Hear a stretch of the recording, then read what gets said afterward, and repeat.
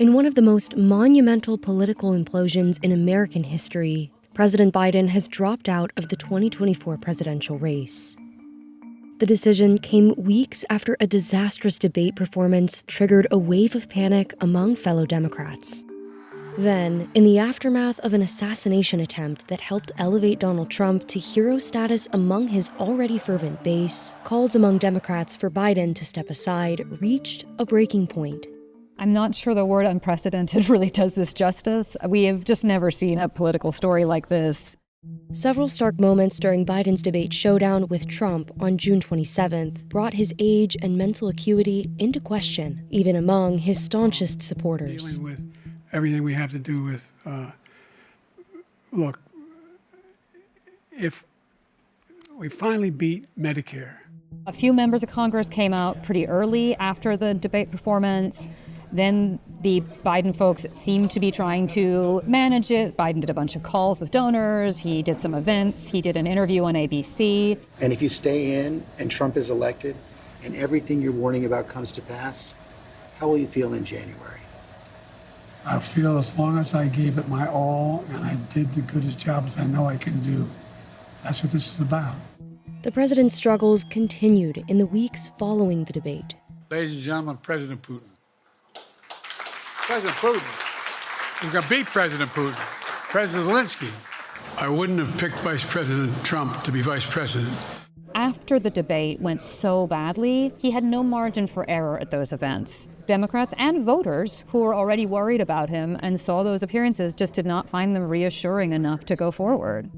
One by one, top Democrats went public with their concerns.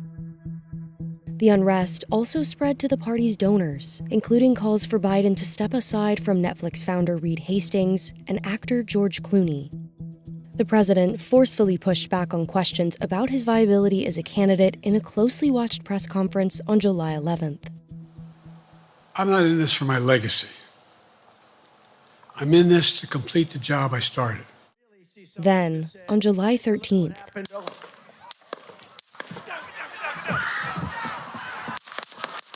the assassination attempt on Donald Trump galvanized his supporters. An energized GOP unified around the former president at the Republican National Convention the following week. The contrast you saw was a very united Republican Party at a moment when the Democrats were very divided and struggling. Meanwhile, in Las Vegas, the president has been at many events, as we all know, and he just tested positive for COVID. Arriving in Delaware to self-isolate, Biden appeared to struggle to get into a car after disembarking from Air Force One. Democrat leaders, fearing steep losses in down-ballot congressional races, ramped up their efforts to oust Biden from the race. Senate Majority Leader Chuck Schumer and House Minority Leader Hakeem Jeffries pushed for Democratic officials to delay formally naming Biden as the party's nominee, people familiar with the matter told the Wall Street Journal.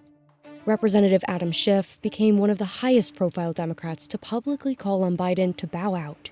Good afternoon. I'm not sure there was anything he could do after that debate. People were so shocked and scared, and the bottom just fell out very quickly on the money, and people couldn't unsee it. They saw what happened, and they were just so worried that something like that would happen again and cost them not just the White House, but also Congress. Concerns about Biden's age and mental acuity are not new. They came up when he ran for president against Trump in 2019 at age 76. You just said 2 minutes ago that they would have to buy in. You said they would have to buy in. Have to buy in. If she qualifies for Medicaid, are you forgetting what you said 2 minutes ago? Be in for it. During Biden's years in the White House, his staff largely shielded the president from the media. Compared to recent presidents, President Biden had done less interviews, he had done less lengthy press conferences, and there have been just less opportunities for the press to question him in a lengthy format. His age came under fresh scrutiny in February when the special counsel investigating Biden's handling of classified documents released a report in which he's described as a sympathetic, well-meaning elderly man with a poor memory. My memory is not good. My memory is fine. My memory, take a look at what I've done since I've become president. None of you thought I could pass any of the things I got past. Less than a month before the June 27th debate, the Wall Street Journal reported, based on dozens of interviews, that the president had shown signs of slipping.